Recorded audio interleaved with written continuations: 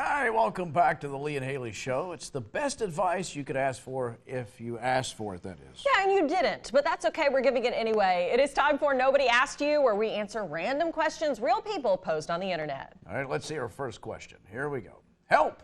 I need to hide ice cream. Oh. My parents told me not to buy any ice cream, and I bought some anyway. I'm in middle school. I make my own money by mowing the lawns in the neighborhood.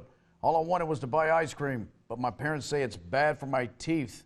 How do I hide this secret pint of ice cream? You got to eat the whole thing right now. I'm going to suggest something radical. Okay. Pull your teeth, because you can still eat ice cream. I would just say eat it right now. If you went to go buy it yourself, just eat the whole thing right now and enjoy yourself, little baby. You got the money to do it. The point of contention is the teeth.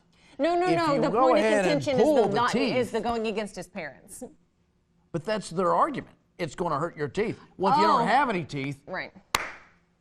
This reminds me of a story with my niece, Ella, where it was my birthday and we bought a cake, and she went up and just swiped a big thing of icing off of it. What? And then she got in trouble. Her mom said, leave the cake alone, don't touch it, we're not eating it yet, you'll get some, blah, blah, blah. Yeah.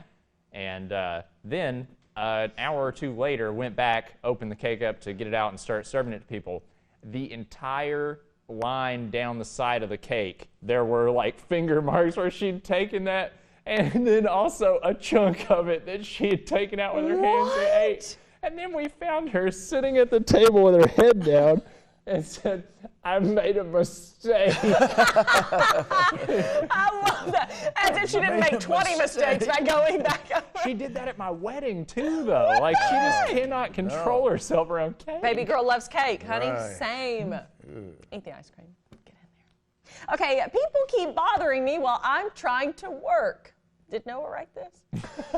Oh, well, no, this person's in college. I'm trying to get a lot of work done on campus, but people keep interrupting me. I make it very clear that I'm working, and I'm pretty short with people when they've come up to me, but people will sit down and spend hours talking and venting to me, and I've got mountains of homework to do.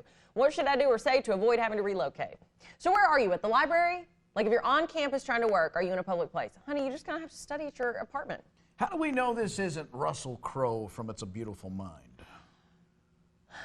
Yeah. And it's just imaginary conversations. Because who wants to talk to somebody that often, really?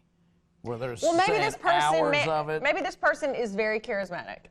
And Doesn't sound like it. All they do is work. If I walked up to someone, tried to talk to them, and they were short with me, and I didn't like them otherwise, I'd be like... Unless they're imaginary figures that live inside your head, or call them demons, if you like. Did you ever go to the library when you were in college? What? Are you kidding me? He didn't even know where it was. He didn't even know where it was. I just don't see you as... I would always do my, like, homework and stuff like that in my apartment, like, just do it at home. The only time I ever really went to the library was, like, if I needed privacy, because my roommates would distract me. So I had the opposite problem. Or when I was writing a paper or something, because I really needed to focus. So I'd sit at one of the computers there and do it. And I would get stuff done faster because I'd be like, if I'm here at the library, I'm just going to get it. I got to get it done before I can leave. What about you? I was... Love the magazines. I was focused on a career. I wanted to get out of that place as soon as I possibly could. What could the library ever mean to me? That's right. So I went, I advanced my PhD, and I moved on. PhD. I think what might be going on here is that this man or woman is very attractive, like the type of person that people would just want to try to go talk to. So maybe they need to tone that down a little bit and then just, make themselves stink. Well, now I can relate. I can relate to that problem. I know it. Can you? I know it. Ooh, I like our next question. Are they called pets because we pet them? Never thought about this. I was wondering, are pets called pets because we pet them? Or is it called petting because they're pets? Oh, this is going to cause the universe to fold in on itself. We think about this too much.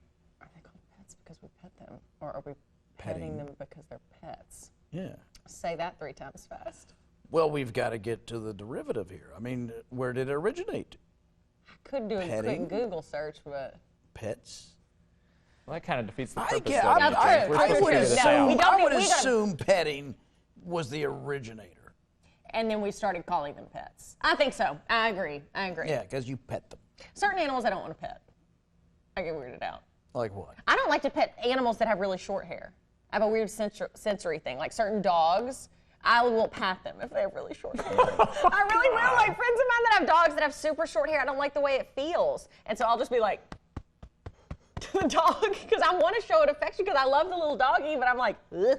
Not me. I love a dog with short hair. You I can don't get like in there it. and get their skin to roll up under your fingers and give them a massage. The dog is like, oh, yeah. You can see what kind of happiness and joy you're bringing to this animal. You get in that rib cage and the haunches, and you get the skin, the folds just Haunches. wrap around your finger. I love that, like a Shar-Pei. Oh my gosh, the melting. That's a short-haired dog. You don't like to get in the wrinkles and rub that guy I'll be and honest, massage him out? I don't run in circles with a lot of Shar-Peis. Yeah, I know. I can't get rid of them. You can't, they're everywhere. No, I'm in the library trying to study, and here they Awful. come. I had to call Orchid. And they're like, would you rub my skin under your nails? It's like you can wake up and they're on me. Shar-Peis. At the library? Why are you sleeping at the library? No, at the house. I called an exterminator.